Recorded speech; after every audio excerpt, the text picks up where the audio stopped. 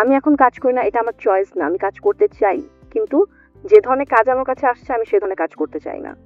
এটা হচ্ছে প্রথম কথা। আর ব্যক্তিগত জীবন নিয়ে অনেক প্রশ্ন আসে, যেগুলো আমি একদমই, আমার ব্যক্তিগত জীবন ওভার ডিসকাসড একটা টপিক হয়ে গেছে এখন আমার কাছে মনে হয় যে আমার লাইফে যে জিনিসটা নিয়ে তাদের আলোচনা করা দরকার ছিল, নিউজ করা দরকার ছিল, সেই জিনিসটাতে কখনোই সাংবাদিকরা ওভাবে আমাকে সাপোর্ট দেয়নি, যেটা আমার কাজ।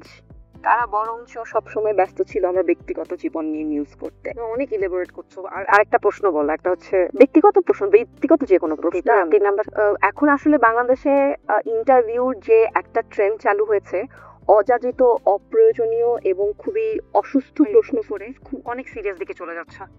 তুমি মাইকটাই দাও না তো, না না, বাট এখন যে ইন্টারভিউর যে ট্রেন্ড, আমি এটাকে পছন্দ করি না। মানে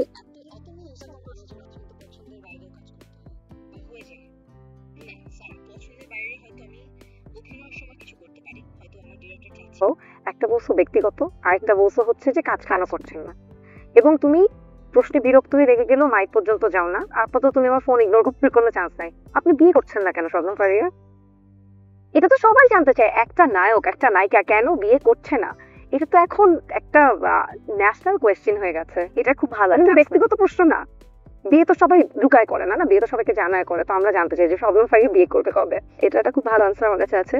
যার এখনো অনেক অ্যাক্ট্রেসরা আছে, অ্যাক্টর আছে যারা বিয়ে করেনি, তাদেরকে নিয়ে আরো বেশি ফোকাস দাও। আমারটা তো একবার হয়ে গিয়েছে, একবার নিউজ হয়েছে, অনেক আলোচনা সমালোচনা হয়েছে, ওটা ডান। একজনকে নিয়ে এত আলোচনা দরকার নাই। আর অনেকেই আছে যারা একবারও করেনি, তাদেরকে নিয়ে করো। Slow clap.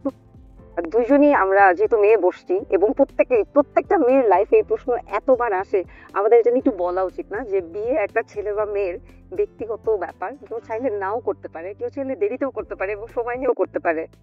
পেঁচানোটা আসলে উচিত না। আর এবং বিয়েটা না নিজের উপর ডিপেন্ডই করে না। হ্যাঁ, ট্রু। এবং বিয়ে ডিপেন্ড করে মূলত তো অবশ্যই ভাগ্যে লেখা থাকতে হবে। আল্লাহ কখন কাঠটা কিভাবে লিখে রেখেছে এটা কেউ জানে না। এটা হচ্ছে প্রথম কথা। আমরা আসলে দেখাই আমরা খুব ধার্মিক, খুব ধর্ম পালন করি, কিন্তু বেসিক কিছু জায়গায় আমরা আসলে একটা ভাব ধরি যে ও আচ্ছা এখানে আর ধর্ম নিয়ে কেন। আর সেকেন্ডলি হচ্ছে ফ্যামিলির উপর অনেকটা ডিপেন্ড করে। ফ্যামিলি চাইতে হয়, দেখতে হয়, ফ্যামিলির সাথে মিলতে হয়। বিয়ে তো আসলে দুজন মানুষের একটা প্রসেস না, বিয়ে মানে হচ্ছে দুটো ফ্যামিলি একসাথে হওয়া। তো ফ্যামিলি থেকে যদি না ম্যাচ করে বা তারা